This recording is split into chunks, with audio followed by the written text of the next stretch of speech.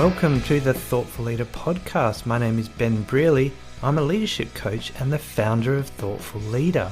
The Thoughtful Leader podcast is all about short, sharp leadership advice because thoughtful leadership is good leadership. Welcome to episode 327 of the Thoughtful Leader podcast. In this episode, we are going to be looking at confidence and how to build confidence by recreating the conditions of confidence. So let's get more into this topic right now. Right, so leadership confidence is a topic that I work with people on quite a lot. Not exclusively, but I find it often underpins a lot of the challenges that leaders have because in certain situations they don't feel confident or justified in what they're doing, and so it becomes something that we start to tackle. By the way, if you do want to look at working with me on confidence or something else, feel free to get in touch on the show notes page. My leadership coaching link is there, thoughtfulleader.com/podcast/327. Now, when it comes to confidence, I find it's a really interesting thing. So there's a couple of things about confidence. The first one is confidence never really arrives. You have to do the thing to be confident.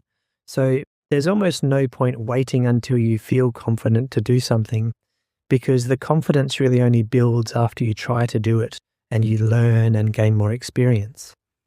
So a lot of people won't do something until they're confident, but actually that confidence might never come and therefore you'll never act.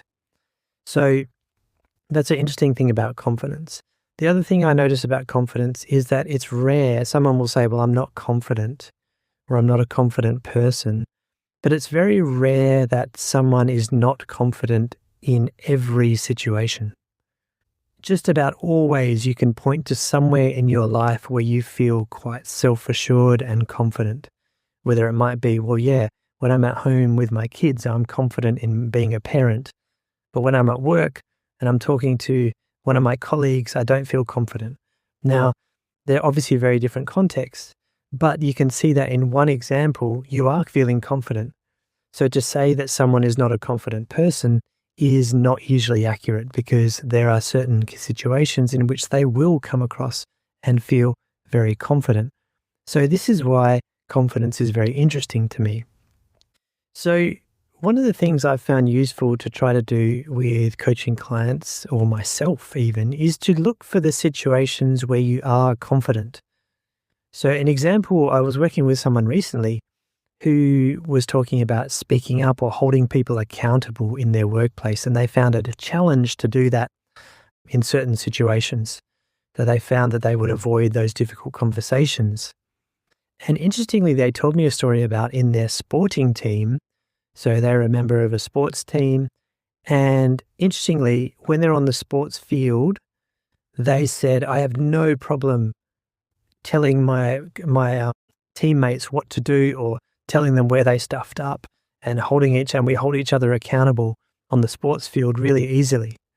And I thought that was really interesting because the interesting thing about that situation of the sports field and being able to hold people accountable and be quite direct with your teammates when at work you can't, the confidence to do that is within you, it is within that person.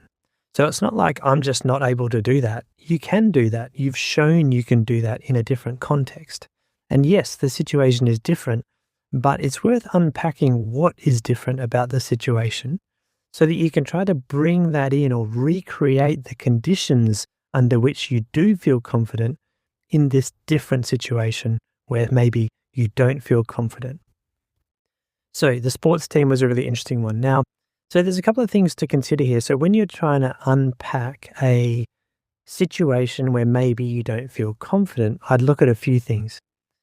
And these are just really a checklist or a list of things to consider. And you might even consider writing them down in a notebook and just put, in this situation where I feel confident, what is the answer? And what are the conditions? And in this situation where I don't feel confident, what are the conditions?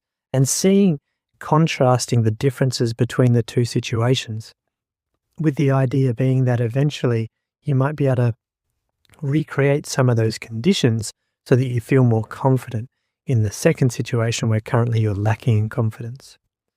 So a couple of things to consider here. The first one is the location. Now, the location of where the event happens. So in the sports example, you would say, well, the location where I feel confident in this case is on the sporting field with my teammates.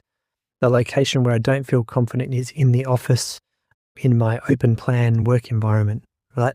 Let's say that, right? So you can contrast those two. Then you want to look at the context. So obviously the context in the sporting example is, well, we're a sporting team and we're all looking to win the game. The context in your work environment might be a little bit different, like we're managers and we all manage a different team or a different business unit. We're all executives with a different business unit. And so the context there is different, and the context of your organization will be different as well. But it's worth looking at the context. And the context might involve, any shared goals you have, any shared objectives, or if people are working independently. The interesting thing about the sports example in particular is that sports teams often have a very clear shared goal.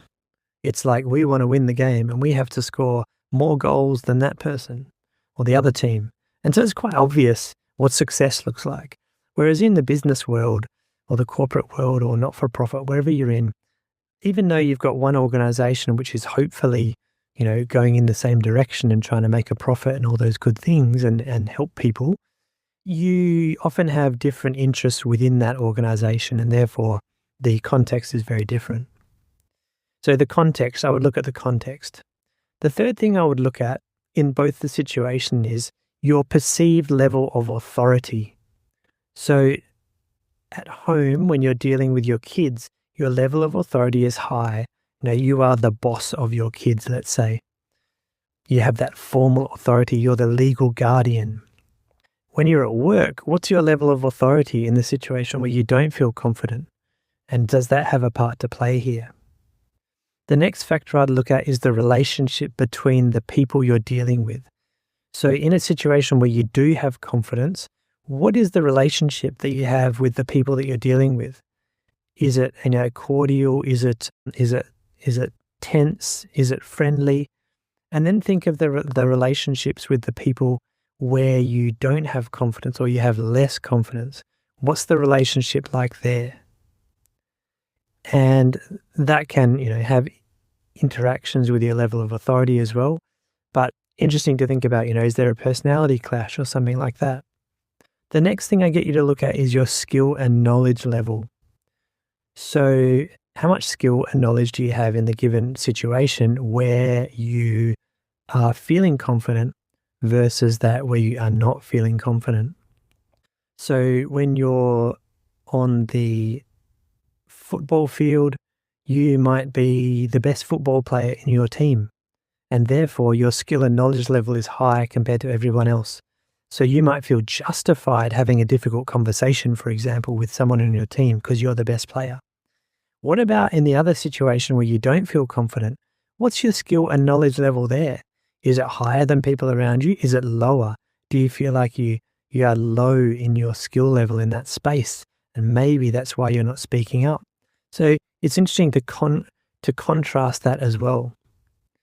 Then the last thing I'd look at here is the relative level of the people involved in the situation.